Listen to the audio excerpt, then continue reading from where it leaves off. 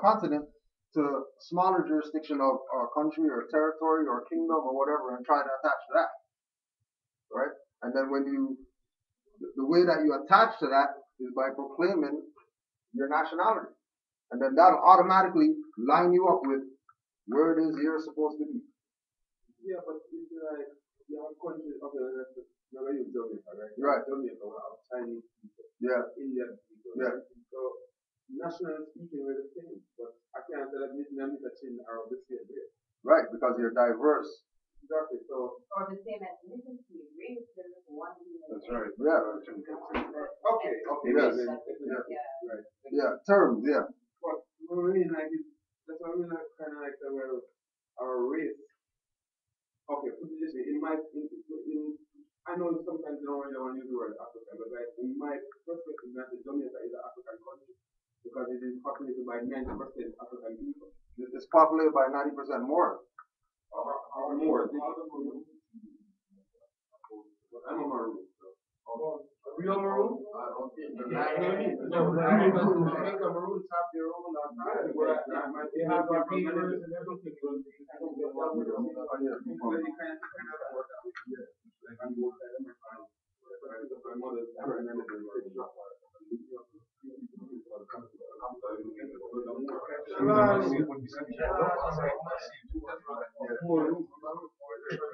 Right?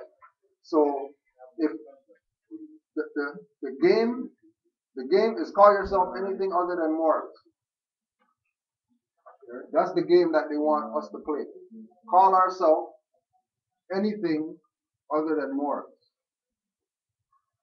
And once we do that, they'll give us anything that we want. That's all we have to do. Just call ourselves anything but morals, right? Proof.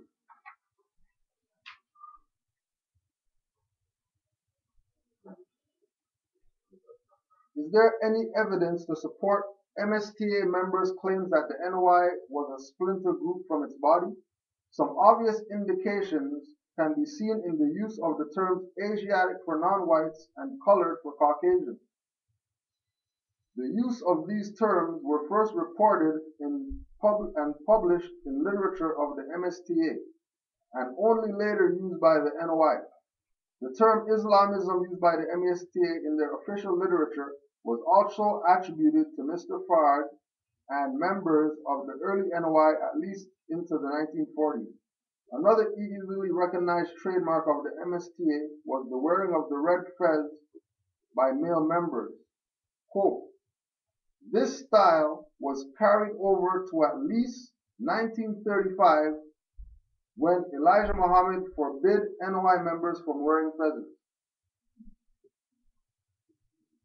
Why?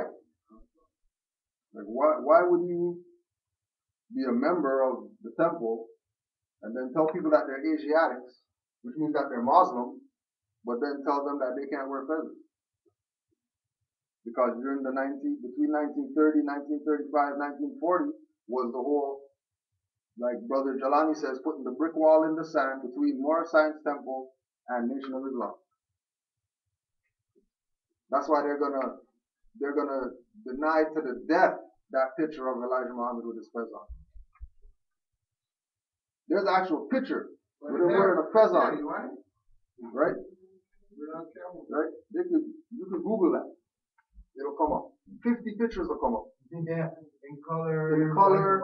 You know, it wasn't only him. He had a crew. The Fruits of Islam. Right. To wear. Exactly. Right. You know what I mean? So they know, right?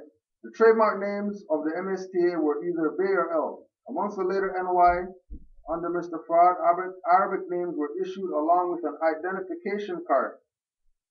It was not until after 1935 that the use of an X, meaning unknown, as a substitute for a righteous name was established. The original request letter for a righteous name to Mr. Fraud was changed to a request for an X.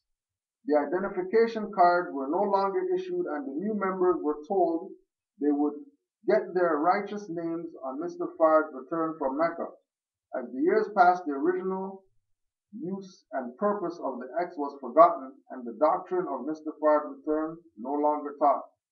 Gradually, only privileged members of the NOI received righteous names. Malcolm X had received Malik El-Shabazz long before his break with the NOI. Cassius Clay, the world heavyweight boxer, received Muhammad Ali, and Louis X became Louis Farrakhan. Rank and file members had to make do with an X given by Chicago and not from the mouth of Allah himself.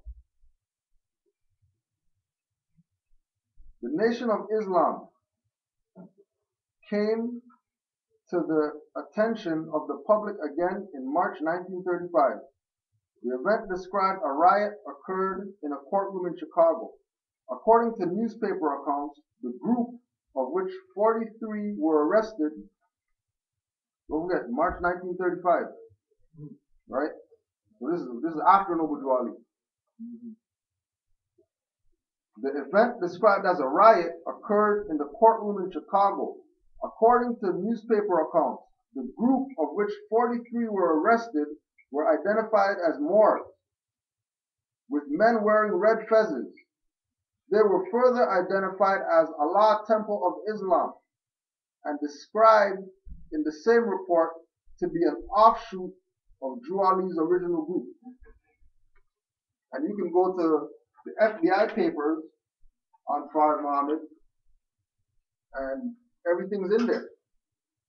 That he was a member, what his free national name was, all the people that were members of the Moorish movement that turned over into the Temple of Islam, that turned into the Nation of Islam. And prior to Temple of Islam, Allah's Temple of Islam. And then they called it Allah's Temple of Islam because they were calling Fard Muhammad Allah and man. And then Elijah Muhammad has a book saying that, yeah, Allah is, Fard Muhammad in the flesh. Right? Oh, yeah. Right, so we'll pass this around right here. So, right up here in this corner, right here, is Fard Muhammad, and there's Noble Drew Ali right here. So they were chilling together. It's not like they didn't know each other. They didn't have interaction with each other, right? right. So, can I ask a question? Yeah. You're saying that at what point did they stop allowing the other members of the NOI to stop wearing the fezzes? That was 1935. Who did that? Elijah Muhammad. But I thought he was the prophet, right? Wasn't he the prophet? He was their so-called leader. Yeah. So what was he doing by doing that? So I guess by separating him from the feds. He was separating from the Moorish movement. Because they were about creating a new movement. They were about to take over. So he was an agent. Remember the jealous of the fame and nobility of Noble Drew Ali or whatever? Right. So these are the agents, the provocateurs that are mentioned in King Alfred Plan. So it's not like I'm calling him an agent. His actions are creating. It's in King Alfred Plan that the black Muslims are agents under 24-hour surveillance. Right? Didn't he say he was a reincarnated Drew Ali? That was Fard. They're saying him too. Yeah, Elijah Muhammad? Yeah. Point, yeah. Right. So Farad is who? Farad now is Fard Muhammad is before Elijah Muhammad. Right?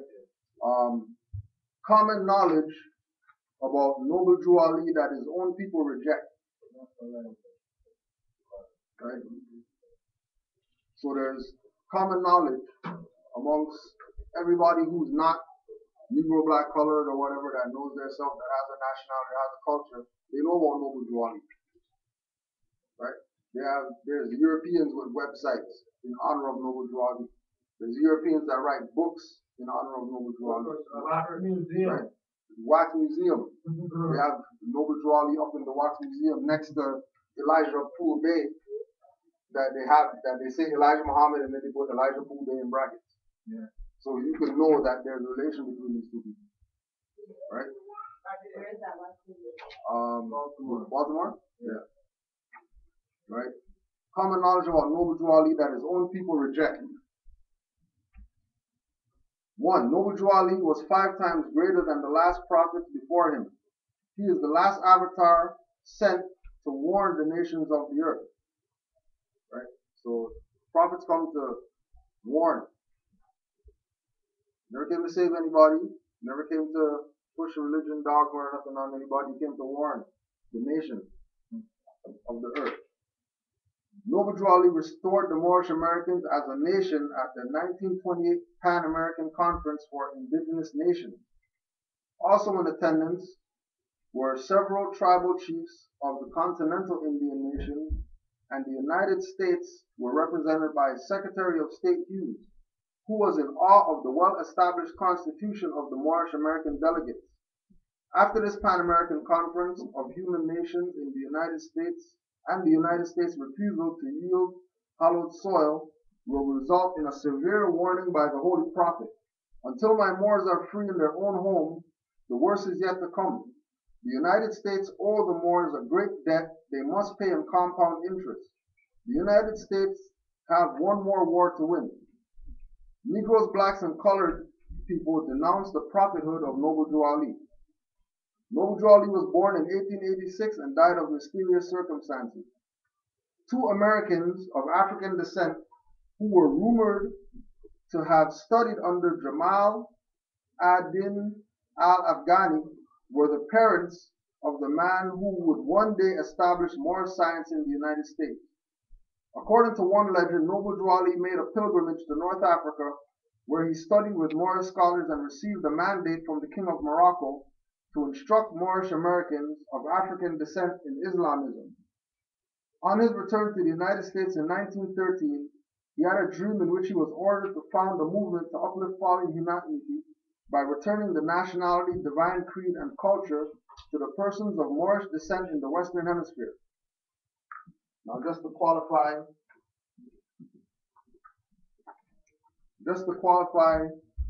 Noble Drew Ali receiving the mandate from the King of Morocco to instruct Americans of African descent in Islamism. When you go into the Circle 7 Holy Quran of the Moorish Science Temple, there's a picture in there of Sultan Abdul Aziz Suwad, which was the Sultan during the time of the Prophet. Now, if Noble Drew Ali was a fraud, I'm pretty sure the Sultan wouldn't have this picture be in this book. If Noble Drew Ali was a fraud, there would have to be some type of documentation from the Sultan saying that this guy has to remove my picture from this book. Because he's a Sultan, and you don't just go around put their pictures in your book just because you want to do that. Right? This is international protocol. Right? It's international protocol that they put that if you have authority from somebody, that you present that person. You don't say, I have the authority from the Queen, and then you don't show me anything from her, saying that you and her had a conversation or anything like that, right?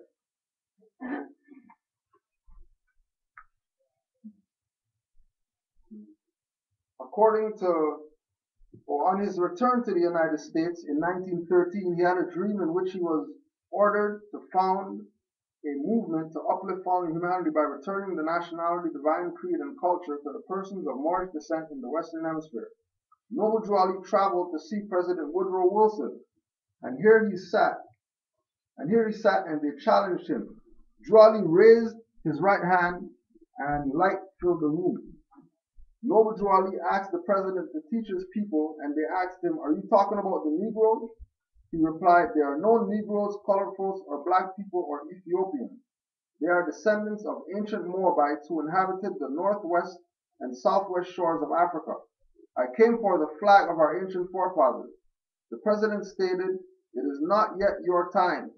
Ali answered, I have been appointed in due time by Allah, the great God of the universe. One of the president's counsels asked, what kind of flag is your flag? Drew Ali said, you have it hidden in your vault. So they went to the vault room. They began to bring out all kinds of modern day flags. Ali stated, "You know it is much older than these."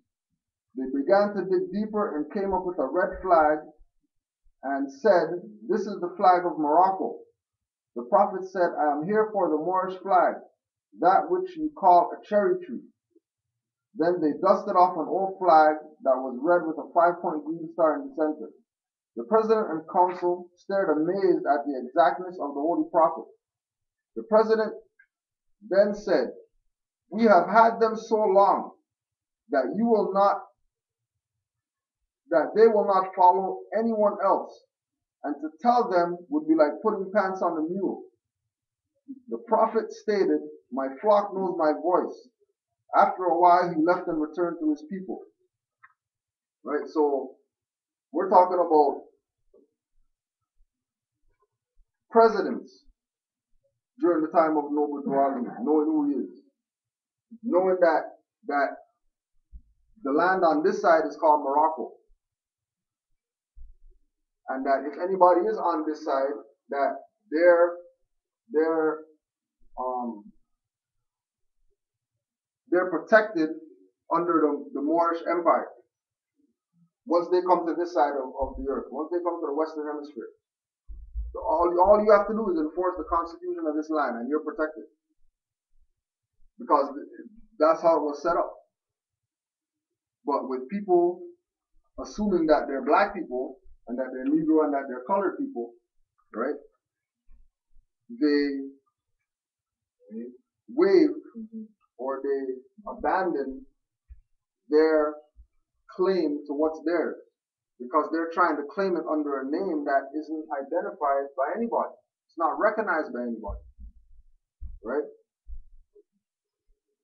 We go to Morgan Freeman.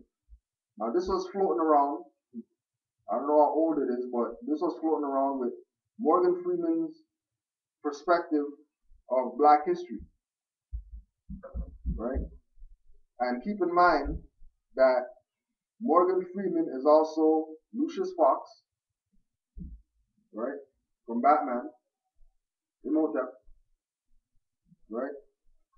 Azim in Prince of Thieves, Yeah. right? He wasn't a black guy, right? And he was God in Bruce Almighty. The more in Prince of Thieves. Yeah. Like the more. Like the more. Like You have to show them How to do everything. how to live. Right. He had all the knowledge. Yeah. Right? Yeah. And then remember, he was God in Bruce Almighty. So, Right? He was himself. Right? So, interviewer. Black History Month, you find Morgan Freeman ridiculous. Interviewer, why? Morgan Freeman, you're going to relegate my history to a month? Interviewer, oh, come on. Morgan Freeman, what do you do with yours? Which month is White History Month? Interviewer, pause. Well, I'm Jewish. Morgan Freeman, okay. Which month is Jewish History Month? Interviewer, there isn't one. Morgan Freeman, oh, why not? Do you not want one? Interviewer, no. Morgan Freeman, right. I don't either. I don't want a Black History Month. Black history is American history. Interviewer, how are we going to get rid of racism? Morgan Freeman, stop talking about it. Right? giving it an existence. Right? Giving it an existence. Just by talking about it. Yeah. Right? You gonna finish that book? Huh? Yeah, the dog was just like, all right, family, Islam. Thank you for that. You know, give thanks to who was proper. Yeah. Yeah, that was it. Well, that's one thing, because right after that, the very next slide, you know what he said? He said, how about you stop calling me a black man and I'll stop calling you a white man? For real. Okay.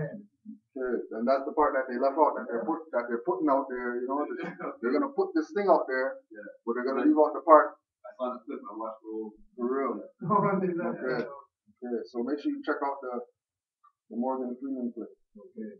All right. Now this is from 1906, dealing with, or this is a report submitted on citizenship to the Committee on Foreign Affairs. This is in 1906, right? There are strictly speaking, no Moroccan laws relating to citizenship of Moorish subjects in Morocco. The fundamental laws of this non-Christian country are based entirely upon the Islamic code, no part of which treats the subject of citizenship. There are, however, numerous treaties and conventions between the various Christian countries and the Moorish Empire, by means of which citizenship in this country is defined. But as I understand from the above acknowledged instructions, that it is not the desire of the department to call for a report upon such lines, I will therefore confine these remarks to general conditions existing, which may possibly be of some use in connection with the information desired. 1. Citizenship in Morocco may be said to be governed by the laws pertaining to the same in other countries, with the exception that all persons residing in Morocco who cannot prove foreign citizenship or protection are considered ipso jure as Moorish subjects. Cannot prove foreign Citizenship.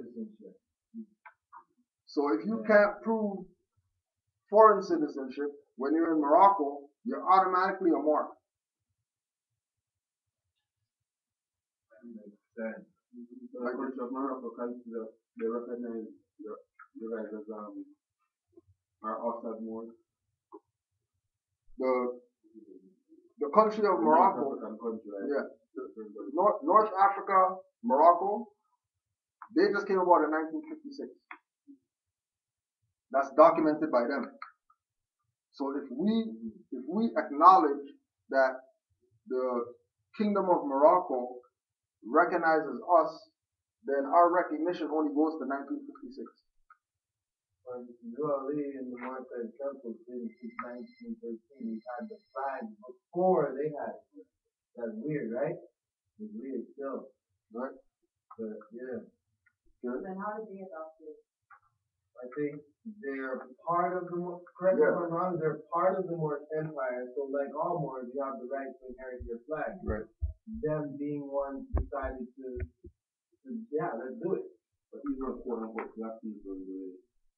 They were more the mixed children that mixed down and mixed down and mixed down to what you could be. Yeah. Right. And also too remember that if we follow Noble Drew Ali's idea, right, that the first name of Africa is a Mexam. Right? When Africa was called a Mexam, all the continents were one. So a Mexam also includes over here. So when we say, want to go back to Africa, you're already there, because over there and over here was one landmass at one time. So that's why the Olmecs, they say the Olmecs were Mandinka, because they spoke Mende language and blah, blah, Right. blah, blah, blah. So it's like they're the same people. So West Africans, yeah, same thing, right? We're not South Africans. We're like go back to King Alfred's land, right? The minority will be a formidable enemy, for he is bound to the continent by heritage, and no political asylum will be available in other countries. Well, how come? If that's where you say that you come from, right? If you say that you come from across the Atlantic and somebody stole you from over there, then that should be where you go back to, right? If you commit a crime or whatever, right? But why they keep putting people in jail or sending them to continental American territories when they commit a crime? Why don't they send them back to Africa? Right. They even tried to, and they built a colony in Liberia, and then when they figured that's still not working. Right. It's still obvious, like you guys trying to pull a stunt, trying to bring people from here over there, when it's something that can't be done. mm-hmm. Because because these people over here are more subjects. Yeah, you want to be here. They are the Aboriginal and Indigenous people of the Americas. So you can't deport them somewhere. All you can do is put them in a jail and house them. And most of the time, that's happening because the Moors want to be Negro, black, colored, African American, Canadian, Jamaican, or whatever, which puts them in that colony, Commonwealth, whatever jurisdiction, right? 2 and 3. Moor subjects lost their nationality only by becoming naturalized in or protected by another country having treaty relations with the Moorish Empire. Naturalized. So Moors who always been in this land were labeled or branded or called names that weren't theirs. And being that they were called those names, they became naturalized into the U.S. quote unquote fake citizenry. And now they're pushing that fake citizenry as their position, that they are citizens of America or whatever. When you're not going to be a citizen if you're the Aboriginal people. Like you're the owner. Right? It's actually yours. You can't be a citizen of your own stuff. You can make somebody a citizen. If they're outside of your jurisdiction, you can bring them in, right? And they would be what you call juristic. But if anything kicks off, you're sending them back where they come from. Logically. Okay, yeah. Right? You're not gonna keep them over here if they did something wrong. Just send them back to where they come from. But isn't maybe a reason why they would do something like that because they know the penal system makes a lot of money. Right. Exactly. Right. They need the money. Why do they need the money? Yeah. Because you have states that have their own constitution, that have their own laws. And then you free all these people, right? And you make them citizens not of the individual state, because the states didn't want to make them citizens. Some states did, some states didn't. But it was that on the federal level, saying, okay, now anywhere in this continental United States jurisdiction, you are now free, and you're a member, and you're a citizen of that federal state, that union of states, right? Well, now you need money federal money in order to take care of these people, right? Instead of state money. Don't want that. Right, because then the federal gets bigger, and the founding fathers said, let each state have its own rights, and don't let the federal government grow too big, otherwise these problems are gonna happen. Right. That was their whole concept. They were telling the future, don't let this happen, and then 13th Amendment came around and it happened. Okay. And the 13th Amendment was. You get it right here. Yeah. 13th, 14th, and 15th Amendments attempted to protect blacks, but their effectiveness was undermined with the passing of the Jim Crow laws in the South and the development organized resistance to black rights, an example of the KKK.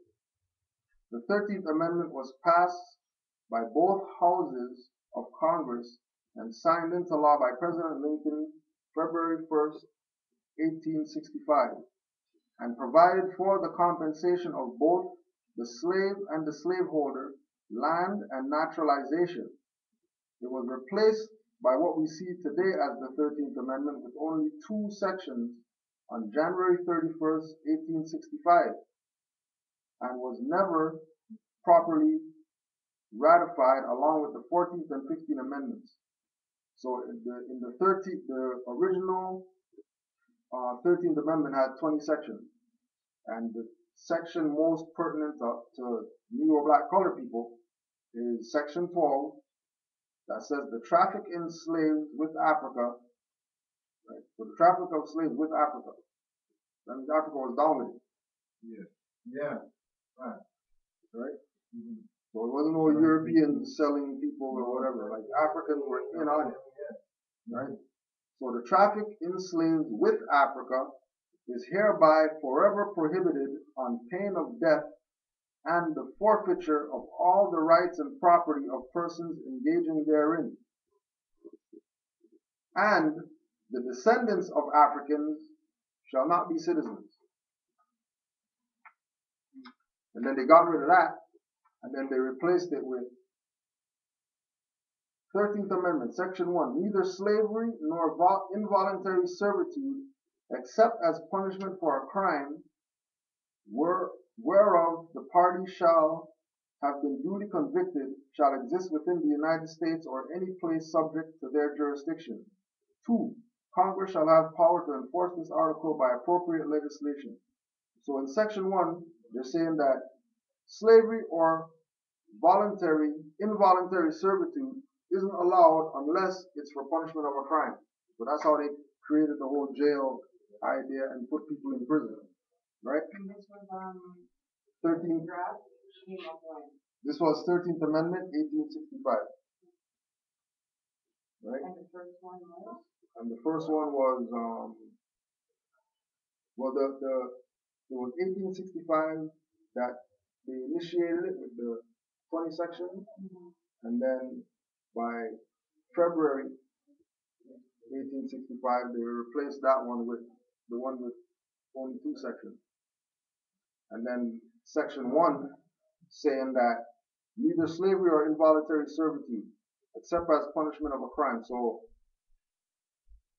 slavery is abolished unless you volunteer to be a slave or unless you committed a crime. And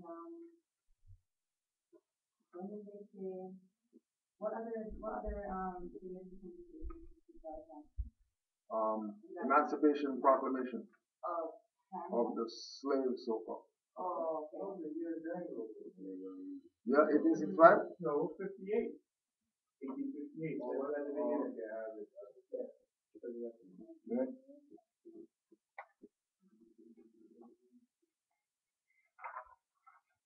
Okay, so the fraud of the amendments and also too, even the 13th Amendment with the 20 sections was fraud because the original Constitution only had 10 amendments, right?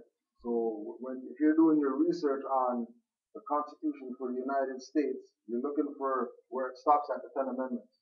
If you have like 11 to 20 something amendments, then you already know that that's the Constitution that they added stuff onto. And then as they go, they add stuff on, and then they put that out as the Constitution.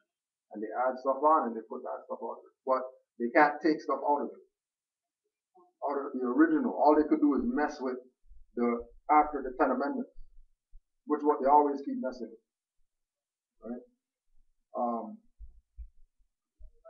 This was on a blog by somebody by the name of David B. Bell, and this was in 2011. Just going through that fact that everybody knows except us, and they put it out there, and we still don't want to accept the reality. Normalized by the 1500s, the Alexander Rubio's Christian construct supporting the subjugation of non-European land and peoples is driving the colonization of the Americas. In 1557, Pedro de Santander, an official of the Catholic Church, places a new spin on an old paradigm. He writes concerning the indigenous people of Florida.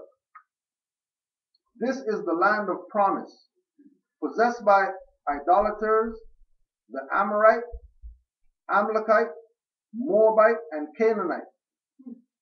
This is the land promised by the eternal Father to the faithful, since we are commanded by God in the Holy Scriptures to take it from them, being idolaters, and by reason of their idolatry and sin, to put them all to the knife, leaving no living thing save maidens and children, their cities robbed and sacked, their walls and houses leveled to the earth. By imagining the Americas as the land of promise and the indigenous of the land as idolaters and Canaanites, Santander endorses Spain's colonization and genocidal policies. Such imaging permits Europeans to believe themselves Israelite, the Atlantic Ocean as the Jordan River, and the Americas as Canaan. Reworking of the Christian text allows the chosen people, quote unquote, Europeans, to cross the Jordan River, quote unquote, Atlantic Ocean, and enter into the land of Canaan, the Americas, as promised by the Eternal Father to the faithful. Thus, Santander creates a hierarchical chosen people mindset where Europeans are chosen people of a higher and more advanced class who have dominion over indigenous peoples who are idolaters of a lower and more backward class. Right? Now, that's 1557. 1557, they're admitting that one, this is the land of promise, and that the people of this land are Amorite, Amalekite, Moabite, and Canaanite. It's the same thing that Noble Drew Ali said, right? But then we go to 1968, and Martin Luther King delivering his famous speech at the Mason Temple, which became the Church of God in Christ headquarters in Memphis. Well, I don't know what will happen now. We've got some difficult days ahead, but it really doesn't matter with me now because I have been to the mountaintop. And I don't mind. Like anybody, I would like to live a long life. Longevity has its place. But I'm not concerned about that now. I just want to do God's will. And He's allowed me to go up to the mountain. And I've looked over. And I've seen the promised land. I may not get there with you, but I want you to know tonight that we as a people will get to the promised land. And then Jesse Jackson tried to give him a high five in the bro spot. Right after that. Right? And then to back everything up, right? Egypt, the capital empire of the Dominion of Africa, Holy Quran of the Moorish Science Temple of America. The Moabites from the land of Moab, who received permission from the pharaohs of Egypt to settle and inhabit northwest Africa. They were the founders and are the true possessors of the present Moroccan Empire, with their Canaanite, Hittite, and Amorite brethren who sojourned from the land of Canaan seeking new homes. Their dominion and inhabitation extended from northeast and southwest Africa, across the great Atlantis, even unto the present North, South, Central America, and also Mexico and the adjoining islands, before the great earthquake which caused the great Atlantic Ocean. So if Europeans are out there talking about the land of the Americas is in actuality and in fact the promised land, yes, right? If that's the promised land, right? Martin Luther King said that he seen the promised land. Said that he'd been to the mountaintop, looked over and saw the promised land, and we're gonna get there eventually, right? We have to recognize the codes that are being laid down, that have been laid down, that we never pay attention to. Why? Because we're distracted by these black, Negro, colored, African, whatever organizations trying to sell us an idea that we're something that we're not. And then we're buying it. Right? All these guys, Seti, all these guys, Ali Muhammad, whoever. All these people who make claims that they're for their people and, you know what I mean? We'll go watch Hidden Colors, 1 and 2. They still call people black in both of them. And the people that's calling them black are people who study Moorish history. And they got fezzes on in some of their videos, calling themselves L and all that. But, you know, it's like me and X were talking about, you know, it's, you know, we started, you know, connecting with Exodus movement because they're doing things from a help humanity perspective, not help black people or help African people or whatever, help humanity, right? So they have a slogan, we're not a minority. But, we're talking like, it's kind of funny that, majority of people have "We Are a Minority" t-shirt, they're a minority. They call themselves black, Negro, colored. They call themselves that. But they're gonna push that they're not that. When there's more that come around them, that they can, like, it's not even rocket science. Just like, it was Exodus movement. And that's it. Nothing else. Then a slogan came, called "We're Not a Minority," which is basically saying that, I'm not Negro, black, colored, African, or whatever. I'm the majority. And the majority is only known as more. Everywhere. Internationally. The minority Pakistani, Sri Lankan, Indian as a majority or a collective is called more. The Cambodian, Filipino, whatever, they call themselves whatever, as a majority, they're called Moros. Right?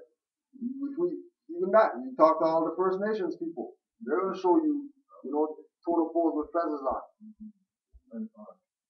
Right? Yeah. Right? You know what I mean? It's common. It's common that everybody knows. And Nobuju Ali came, told us, what he had to tell us. And, for people to push a perspective and not talk about him when their foundation is based on him, when any group that we see today that our people belong to, other than Shriners and, Freemasonic groups, their origin is 1920. 1920 till now. There is no black organizations before 1920. And the only black organization that was before the 1920 was the Freedmen's Bureau. And the Freedmen's Bureau was set up to get you not to be black. To give you your land back, give you your 40 acres, your mule, and go about your business. Because slavery is abolished. But they got rid of that. So that was an attempt? That was a try. That was a try. To actually bring these people, the Negro problem, right? Try to fix this problem somehow. To get them back into like the society, but properly, yeah, into their own, but properly, not through proclamations and things done by people in political power. Okay. It's like you said, Article 12 on the original 15th Amendment talked about Africans not citizens, right?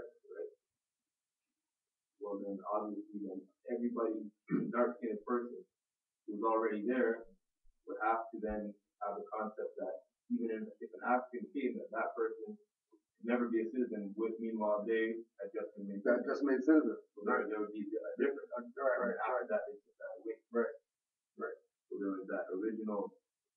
You understand that original law, and then they shortened it. Right. Now, yeah, Africans keep coming, right? And maybe people doing illegal slavery, and Africans are saying, well, I'm African. And then, right, that's people here who don't know, and they say, well, okay, maybe I'm African. That's what my guess is. That's what they're called, right? Because they were tricked too to thinking that that's the name of where they come from, but not the name of where they come from. Right. Quote, as a student of history, I also know civilization's debt to Islam. It was Islam at places like Al-Azhar that carried the light of learning through so many centuries, paving the way for Europe's Renaissance and Enlightenment. It was innovation in Muslim countries. That developed the order of algebra, our magnetic compass and tools of navigation, our mastery of pens and printing, our understanding of how diseases spread and how it can be healed. Islamic culture has given us majestic arches and soaring spires, timeless poetry and cherished music, elegant calligraphy and places of peaceful contemplation. And throughout history, Islam has demonstrated through words and deeds the possibilities of religious tolerance and racial equality. I also know that Islam has always been a part of America's society. The first nation to recognize my country was Morocco. In signing the Treaty of Tripoli in 1796, our second president, John Adams, wrote, "The United States has in itself no character of enmity against the laws, religion, or tranquility of Muslims." And since our founding, American Muslims have enriched the United States.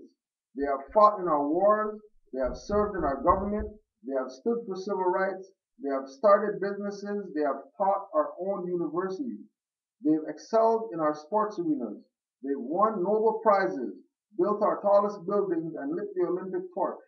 And when the first Muslim American was recently elected to Congress, he took the oath to defend our Constitution using the same Holy Quran that one of our founding fathers, Thomas Jefferson, kept in his personal library. And that's 2009 transcript, Speech to the Muslim World by Barack Obama. Right? So he's even telling everybody, and this is recent, 2009. Told everybody, Islam has always been a part of American society. The first nation to recognize my country was Morocco. Whoa.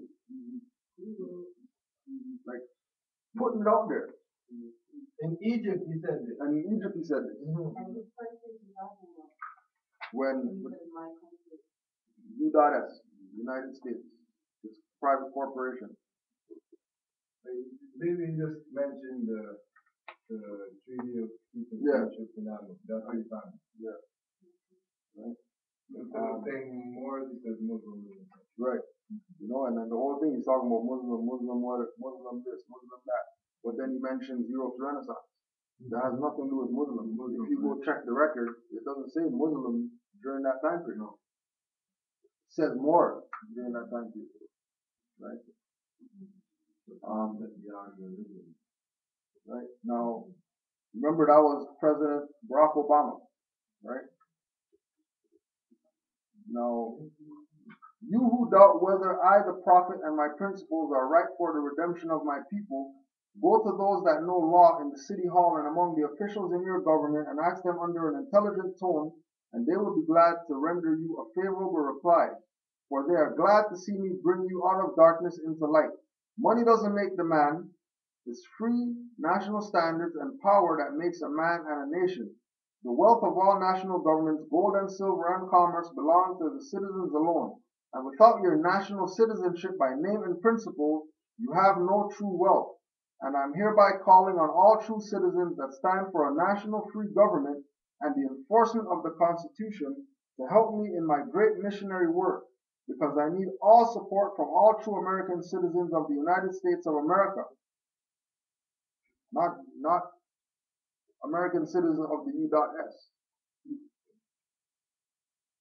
Help me to save my people who have fallen from the constitutional laws of the government. I am depending on your support to get them back to the constitutional fold again, that they will learn to love instead of hate and will live according to love, truth, peace, freedom, and justice, supporting our free national constitution of the United States of America. Now, how is he able to make the statement that that's our constitution for the United States of America if he has nothing to do with it? He obviously has something to do with it if he's calling it our. And what was he doing? Like Grand Chief Nature was breaking down, was that after Congress started doing their job, stopped doing their job of administering for the nation, and they sold out their position to the corporate body, the de jure body had to pick up that slack. And this is where the temple comes in with having a divine constitution, This is where the temple comes in with the whole divine trust, theocratic government, being able to teach government, us proclaiming our nationality, and when we proclaim our nationality, Noble Drawley making the statement that when you proclaim nationality, you become a citizen of the great republic. But people think that being a member is different than being a citizen, when member and citizen are synonymous terms. Yeah. Just like Africa and more. African and more are synonymous terms that they use at the same time to identify people who look like us. But ultimately, one of them isn't really the name of the people. Just like ultimately, one of them isn't really the government. Somebody has to be running a fraud, because if there's a dollar bill and there's two seals on the back of the dollar bill and people are only talking under one seal, like something's up. And then the seal that nobody's talking about, everybody's trying to pin that on the people that are the Illuminati, the elite, the people that are running secret societies, and they're not even claiming it. You don't hear Masons, Freemasons come out and say, yeah, that's our seal. The pyramid seal is ours. Walking around with it, holding it, showing it around. They don't do that. Because they know that that's not theirs. It's only conspiracy theorists who are like, oh, I've seen a triangle in Jay-Z's video. Yeah. Right. Oh, that means that. Oh, yeah. He's this or he's that. And then they don't talk about the most obvious thing on that same side, on the other side of the same side of the bill, which is in the middle of the bill, which is the phrase one. In God we trust one. Just because it's a bigger font. Right. It's still part of the phrase. It's still part of it. It's not just a word, it's randomly out there. Right. Yeah, just one, because it's the $1 bill. So no. In God we trust one. Because that's Islam. Right? So everybody likes to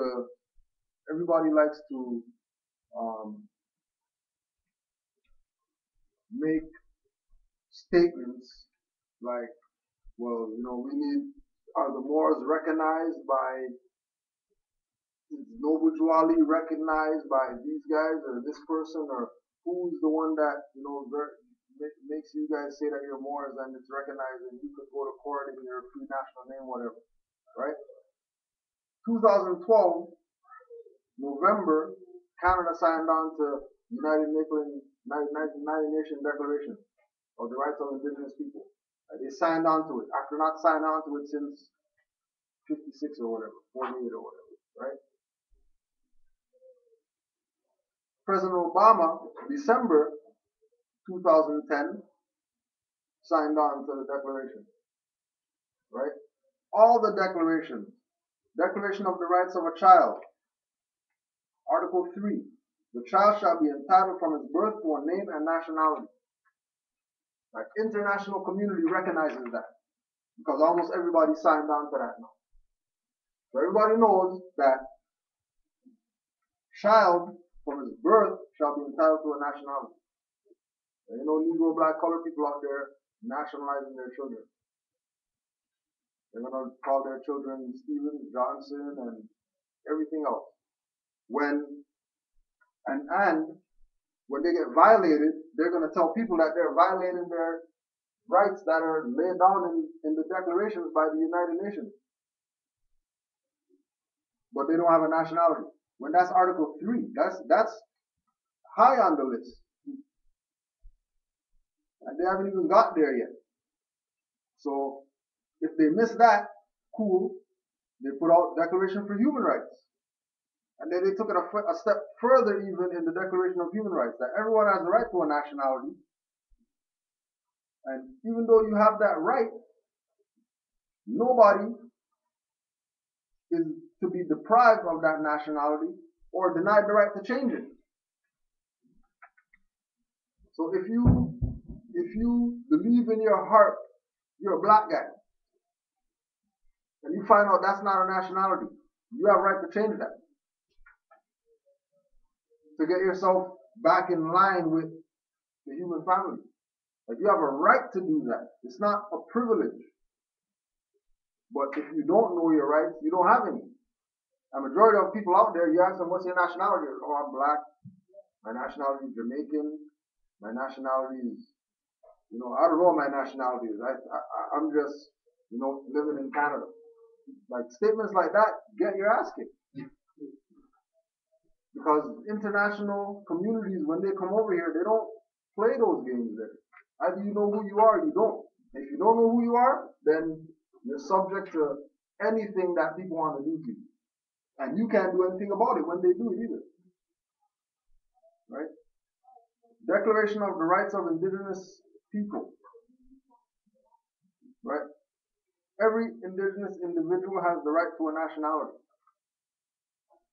So they even came out for the Indians, Metis and First Nations and whatever they want to call themselves, fraud, that even indigenous people have a right to a nationality. But they're not claiming nothing. They want to go march, picket, do whatever under that brand of a tribe that they're claiming or under the brand of Indian. And then the ones who claim that, well, we don't really accept the term Indian or whatever, just ask them if they pay taxes. And then they'll say no, because they'll show you an Indian tax card. Which means that even if you don't call yourself Indian, you have the card in your pocket, you're Indian. Just because you have the card. And by having the card, then that's consent. And once you consent, you're done for. Like these people, like Brother David said last week, these people will kill you and eat you. Literally. Literally. They will kill you and eat you if they can. Just because, it's nothing to do with them. If you had a nationality, you wouldn't have that problem. If you had a nationality, you don't have to worry about people picking you off the street thinking that you're a slave and tie you behind a truck and drag you somewhere. Right? A couple more things to touch on. Papal bulls of the 15th century gave Christian explorers the right to claim lands they discovered and lay claim to those lands for their Christian monarchs. Any land that was not inhabited by Christians was available to be discovered, claimed, and exploited. If the quote-unquote pagan infidels inhabited, if pagan, they could be converted, they might be spared. If not, they could be enslaved or killed. The doctrine of discovery is a concept of public international law expounded by the United States Supreme Court in a series of decisions, initially in Johnson versus McIntosh in 1823. The doctrine was Chief Justice John Marshall's explanation of the way in which colonial powers laid claim to newly discovered lands during the Age of Discovery. Under it, title to new discovered lands lay with the government whose subjects discovered the new territory. The doctrine has been primarily used to support decisions of invalidating or ignoring Aboriginal possession of land in favor of colonial or post-colonial governments. So when Europeans came over and they saw land that they wanted, all they had to do was say that the people on the land are infidels, the people on the land are pagans, and we can take their land. And then they had the queen, the popes, the kings, or whatever, signing off on all their whatever, so they can have that power to do that. But all that comes back to jurisdictional things, again. Because when you're under occupation, the occupying force has to give you room in order for you to exercise under occupation. They can't just do martial law and clamp everything down. Nobody can go to the store. Nobody can do nothing. They have to leave some room for, common activity to take place. And again, that's why Drew Ali said, if you don't do anything else, declare your nationality. Because at least if you do that, if you at least even do that, forget even coming to the temple and coming to meetings and classes or whatever. Just proclaim your nationality. Just with that alone, If you go out there into the world and these people try to come at you, you can tell them so.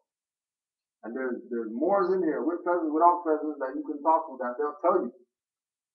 Like straight that police don't come around and they don't, 208 cards and all that. Like they don't do it. Right? Not because of, some power or some whatever, but it's like the movie. You know who we are. We're not dumb niggers.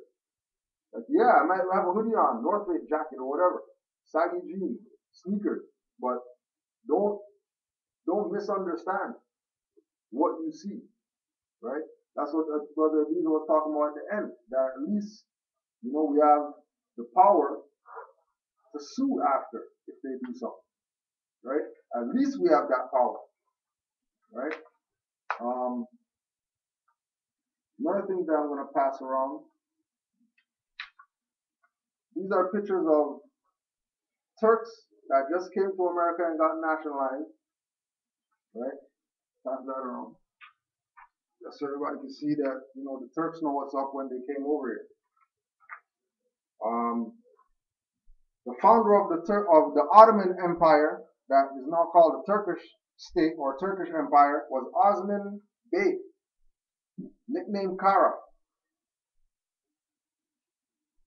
In Western accounts, the two names Ottoman and Turkey were used interchangeably in relation to the Turkish state during the age of the empire. This dichotomy was officially ended in 1923 when the Ankara-based Turkish regime favored Turkey as a sole official name, which has been one of the European names of the state since Seljuk time.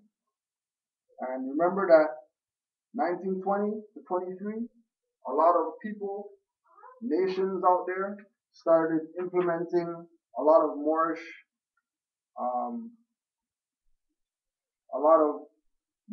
attire into their customary wardrobe, because by the 1900s, it was said that, the Moors were just chattel property, nigger slaves, whatever, and everything that they have is up for grabs. Especially Moors in the Americas, right? This is why you see,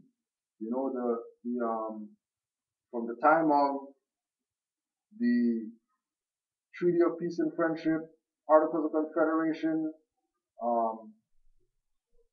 United States Constitution, etc., this Masonic influence in the Americas, in government, in society, there's always this underground network of people wearing fezzes and having temples called all these Arabic names, right? You have George Washington's Masonic Museum, right, in Virginia, where they have the showcases and everything with fezzes in there, Ben Bay's fez, and ample people in government who had fezzes, lodges and all that. Oil paintings of Europeans with Islam on their fez and Arabia on their fez. All these names that supposedly these guys are Christians, but their foundation is Islamic influence, right? That's why the Shriner's original name is the Ancient Arabic Order of the Nobles of the Mystic Shrine, because they know that Arabs are Moors. That's why you got the fezzes. That's why the pattern is the same with them. But again, when we come to our people, right? This is right. Malcolm X's daughter. Malcolm X's daughter wear a fez on, and it's white. It means that she has certain degrees of information that she received. But they're not gonna rep her. They're not gonna push her for Black History Month, right? Atala Shabbat. Huh? I don't know. It's on there though. The name of the photographer is on there. Right.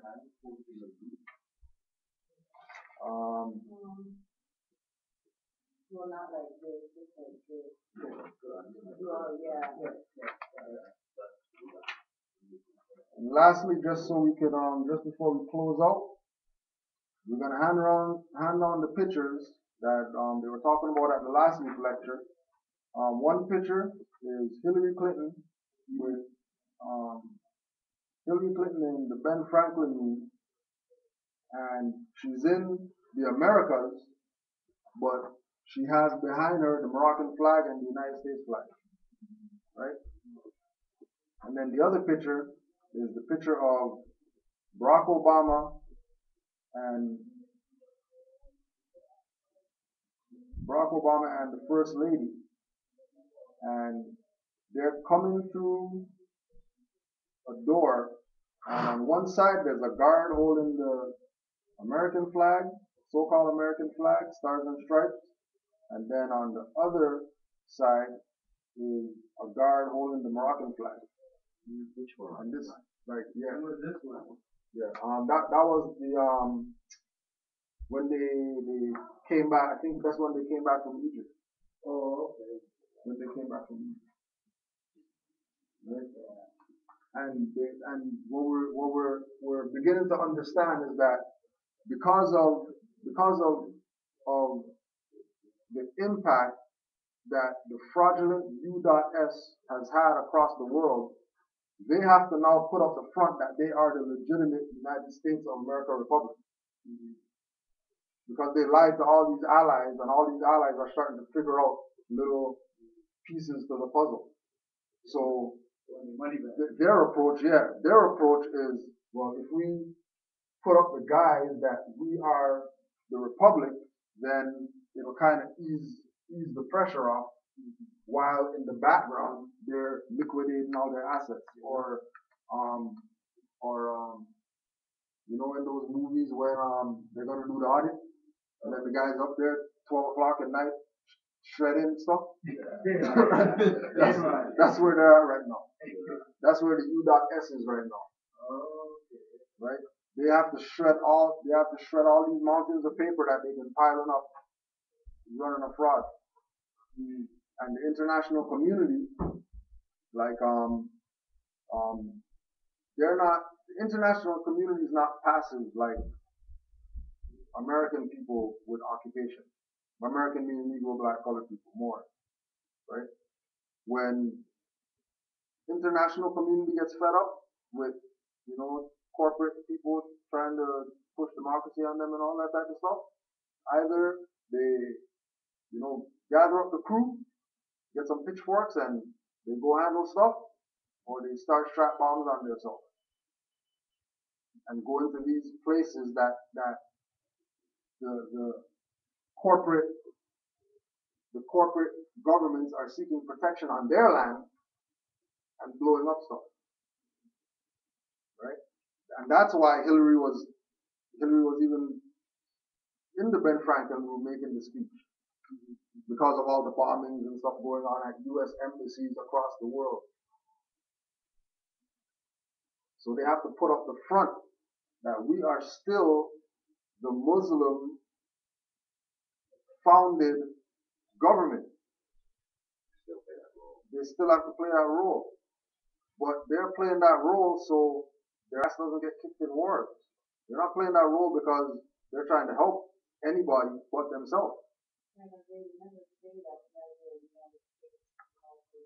Right. Yeah. Because if they did say that, then they're going to have to stop saying that they're a democracy. And if they stop saying that they're a democracy, then that means that, you know, all those guys lose their job, because you can't say that you can't be part of the republic saying that you're a democracy, right? It's not legit. So before we close out, is there any questions, comments, or anything like that before we close? The next session, next week Sunday, continuing the Rethinking Black History Month. If you have time, go on YouTube and check out Professor I Self. Professor I-Self. And that's what we're going to be doing next week. And the brother's, you know, scholar, you know, he studies, does the work. He's also the Sifu also, right? So it's gonna be he just put out a book dealing with the what's it called? It's called Red Pill, Blue Pill, and it's dealing with the finesse, brainwash skills of some of the people in the black community that do speeches and stuff like that, and how they use brainwashing and manipulation in their speeches to get people to follow their whatever it's called. Right? Yeah. So it should be pretty heavy. Right? So that'll be next week. Yeah, we're Skyping them. The week after that, we have Grand Chief Nature El Bay. I think him and some other Moors are going to be doing lectures for Black History Month at the temple, and that day is just going to be a day that they're doing a lecture. And for the end of the month, Asir, the Duke of Tyr. So if y'all know about Asir, you know how Asir gets down, and we're going to be Skyping him too. And the pattern right now is Skype, because it's free. We don't have to expense ourselves bringing people here and all that. So if there's anybody who out there that you want to do something, let us know. Or if you have their contact, let them know you got ability to do that, and you can do that. Other than that, yep, 4 o'clock. The only one that'll change is Grand Chief Nature. I think that one's at 3. I think they're doing 3 to 3 or whatever, because they're gonna pretty go on all night, something like that. So with that, we give thanks for everybody's attention and time. We're just gonna close out. We'll just close out with the prayer, and we're in our spot, so if you still want to eat, there's still food upstairs and stuff. If there's still food, y'all can fix up upstairs. I just want to make an announcement in terms of when we put on the lectures, we ask for donations. For today, it's $10. So when you're leaving, just give a donation to the Cal upstairs. And also, we have DVDs and we have books as well. We have the prices up there. We also have shirts to sell. So it's just basically to go towards the upkeep of the temple and upkeep of the man. And then there was also like we saw new people bringing people. Yeah. This is the idea that we want to implement, right? Because there isn't, it really is nationalized or you're done for. Like that's really what it is. Europeans not playing around because they already have their plan in place and they're implementing it. You can go Google the FEMA coffins and all that. FEMA concentration camps and all these forts that turn to concentration camps and all that. Like, it's not something they're working on. It's something that's implemented. All they're waiting for is the bodies to go fill those stuff up. Yeah, where they started housing so do what you can to know your rights, so at least you can protect yourself from getting caught up in those places. Because guarantee, if you know what your rights are, guarantee it's harder for them to rape you. Guarantee, right? And that's experience from building with Moors that are in this territory, not Moors across the border. We don't know if that works here and all that stuff. We're talking about Moors right now. Moors who are dealing with cases right now that they can't move. They just have to keep adjourning.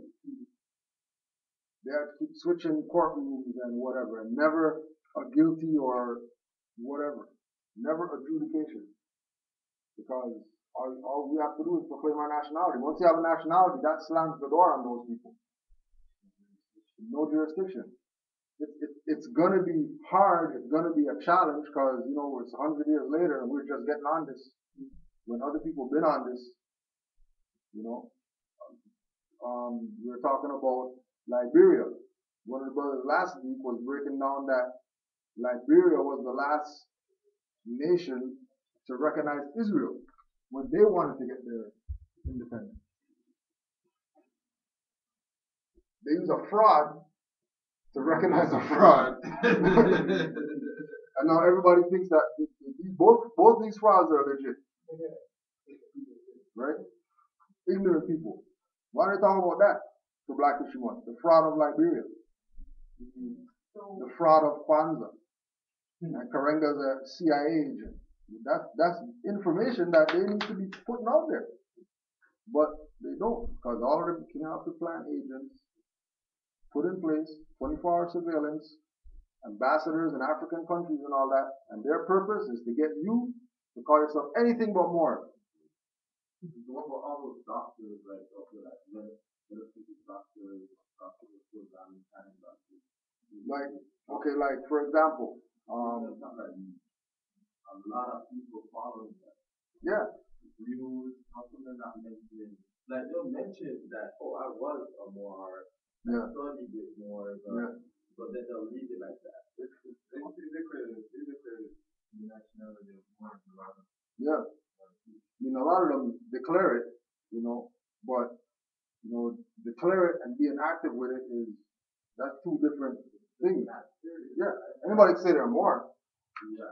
but if you're not doing nothing with it, Yeah, but the applying it. right? Look at like for example, Jose Pimenta Bay. His book says Jose Pimenta Bay on it. Like he's a professor in the university, and his book says Jose Pimenta Bay on it, right? And then certain people, they say that they're LB and all that, but then when you go check their literature, it was no different than you say that you're conscious, you know yourself and all that. All right, cool.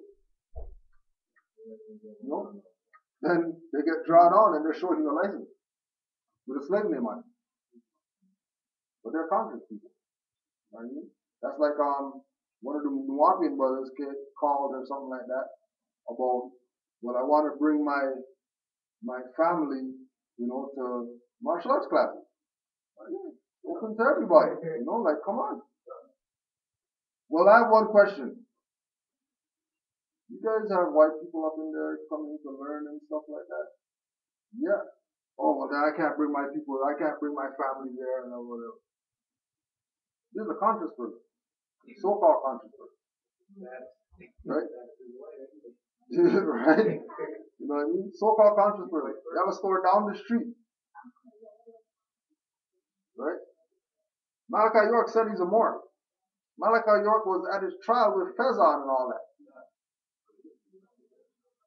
Right? Yeah, that was his problem. A lawyer. Oh yeah, and his lawyer was European. And I didn't hear no Nuwapians talking about, hey, Dr. Locke has a European lawyer. We're not going to follow that guy. We're not going to support that guy. They chased him down. I got a call today from that same energy inquiring about martial arts class. Yeah, that's all. That's all. Talking. Yeah, that's all I'm talking about. Yeah, you know what I mean? Everybody knows and has been told, and few people are carrying out their charge because when you get on this right here, all those little handouts that you get, government checks and grants and whatever, all that stuff cut off.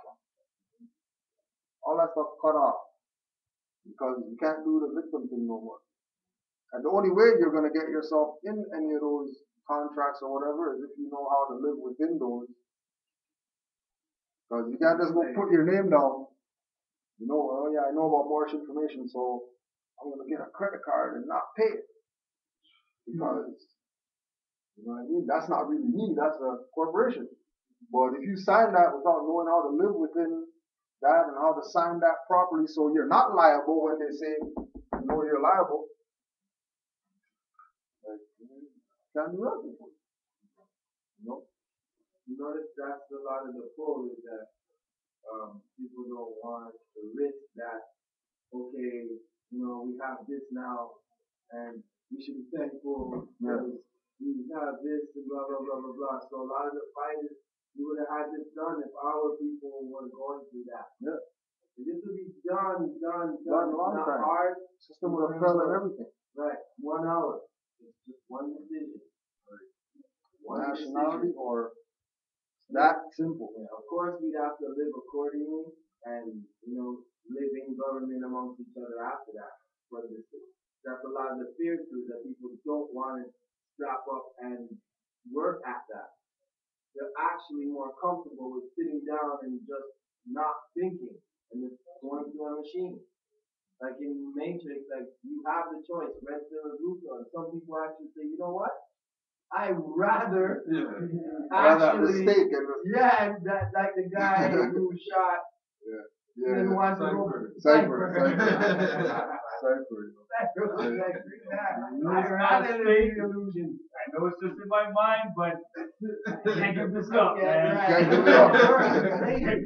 He's lazy. I can't stand this cold shit. So yeah, so give thanks. Let's close out with the prayer and keep the energy nice and easy. Those who want to partake, you can. If not, you can just be humble. 5 on the left, 2 on the right. Allah, the Father of the universe. Father of love. Truth. Peace. Freedom. And justice. Allah is our protector. Our guide. And our salvation. By night and by day. Through His holy prophet. Noble Drew Ali. Islam. Thank you, Morris. Peace.